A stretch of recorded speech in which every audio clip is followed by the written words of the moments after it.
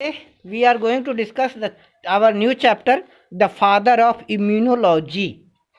Immunology means होता है self defence of a body of the body of an organism.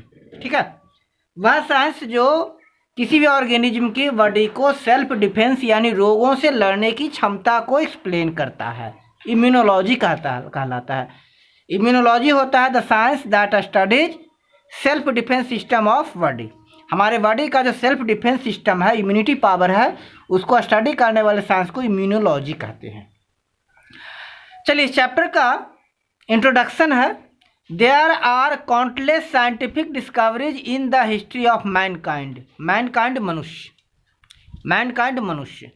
There are countless means अनगिनत, असंख्य, scientific वैज्ञानिक, discovery खोज, in the history of mankind मानव सभ्यता. मैनकाइंड यहाँ मानव सभ्यता के लिए आया है.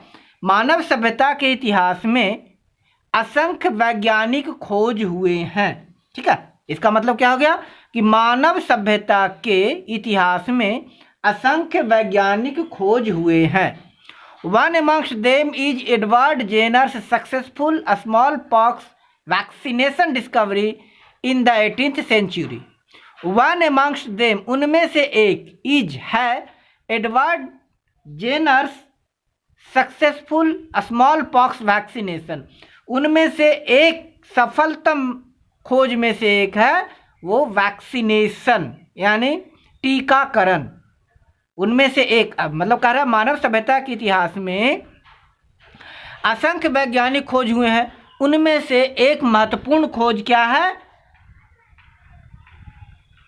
चेचक के टीके, एडवर्ड जेनर के द्वारा खोजे गए चेचक के टीके की खोज. कब? इन द 18th सेंचुरी, 18वीं सदी में.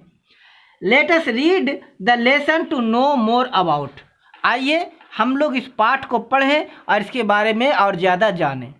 Father of immunology, the father of immunology and his ground working discovering that changed our life. यानी कहता है let us read the lesson about to know more about the father of immunology.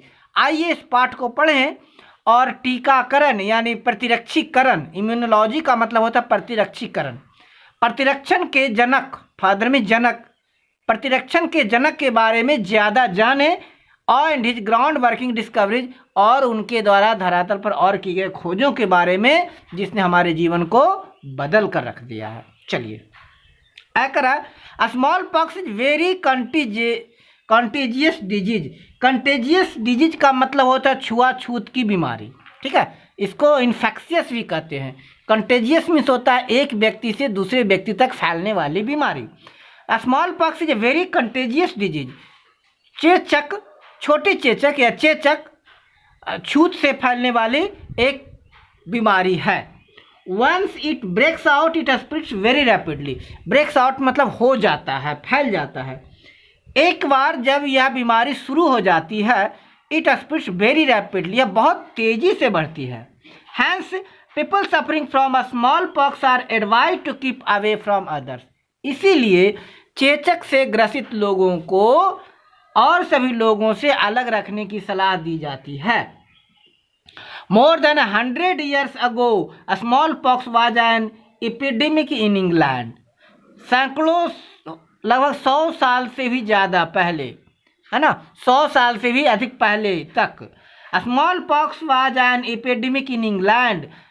England में चेचक जो था ये एक गंभीर बीमारी थी, महामारी के रूप में थी, महामारी था. यानी कहता है लगभग 100 साल पहले चेचक एक महामारी थी. जैसे भी कोरोना महामारी बनकर आई है ना बेटा, जो 1 लाख से अधिक लोगों को कर 2-3 लाख लोगों को जिनसे मर चुके हैं, तो उसी प्रकार चेचक थी, एक महामारी थी.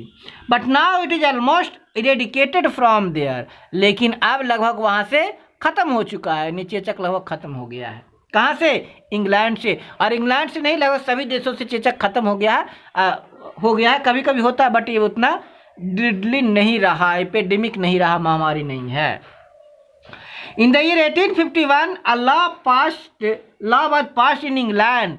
1851 1851 में इंग्लैंड में एक कानून बनाया गया this law made a small pox vaccine compulsory for children.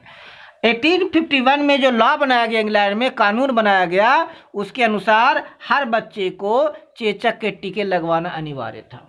ठीक है, 1851 में इंग्लैंड में एक लॉ बनाया गया, कानून बनाया गया, जिसके अनुसार हर बच्चे को चेचक का टीका लगवाना अनिवार्य था।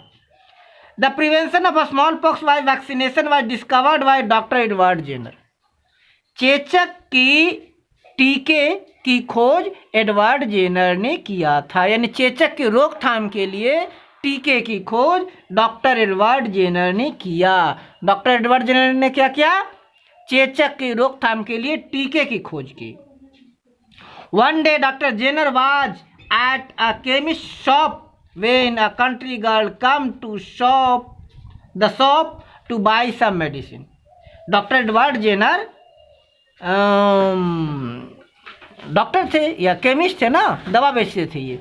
तो कह रहा है one day doctor Jenner was at a chemist shop. हाँ, डॉक्टर थे ये। एक बार डॉक्टर जेनर एक केमिस्ट के शॉप पर थे, यानी दवा विक्रेता की दुकान पर थे।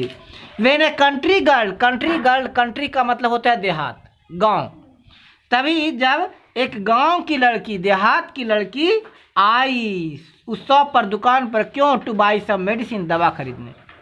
During the course of conversation small pox was mentioned, और बातचीत के दौरान पता चला कि वह चेचक की दवा लेने आई है।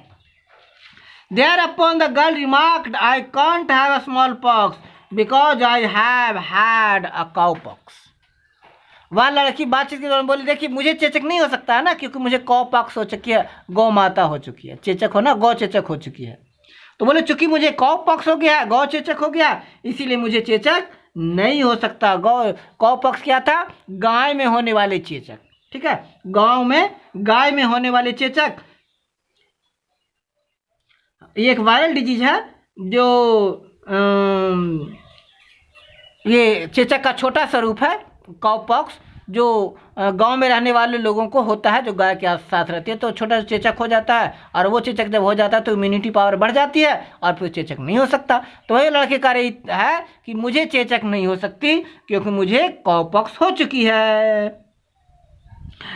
Jenner was still a medical student when he heard the girl's remark. उन दिनों जेनर मेडिकल की पढ़ाई पढ़ रहे थे। He wondered whether there was any truth to her statement. अब वो खोज में लग गए कि क्या वो जो लड़की कह रही थी वो सही कह रही है, गलत कह रही है। Later on doctor Jenner met many people in the countryside. बाद में डॉक्टर जेनर गांव में कई लोगों से बात किए। In every case he found that anyone who had a कॉपॉक्स did not suffer from small pox. और बातचीत के दौरान उन्हें पता चला कि जिसे भी कॉपॉक्स हो गई है, अब उसे स्मॉल पॉक्स नहीं हो सकती, चेचक नहीं हो सकती। From this he inferred that to prevent small pox people should be given the vaccine obtained from cowpox. और उससे उन्होंने निर्णय लिया कि यदि कॉपॉक्स हुए लोग से वैक्सीन निकाल कर आदमी को दे दिया जाए तो उससे स्मॉल पॉक्स नहीं होगा, चेचक नहीं होगा। His faith in the observation was so high that he vaccinated an 8-year-old boy and found it to be great success. अब वो क्या किए? अपने विश्वास पर अडिग थे, उन्हें चूंकि विश्वास था, इसीलिए वे क्या किए? एक 8 साल के बच्चे को चेचक की वो टीका लगा दिए, और उसके बाद उसका परिणाम देखे तो पता चला कि उस लड़के को अब चेचक नहीं हुआ था। However, medical practitioner made a fun of his discovery. हाँ, लेकिन हालांकि क्या किए? जो डॉक्टर्स थे उनकी खोज का मजाक उड़ाने लगे। They spread all kinds of stupid rumors about the vaccination. वे उसके बारे में बहुत सारी बेवकूफ़ाना भरा रूमर फैला दिए, दुष्प्रचार करने लगे।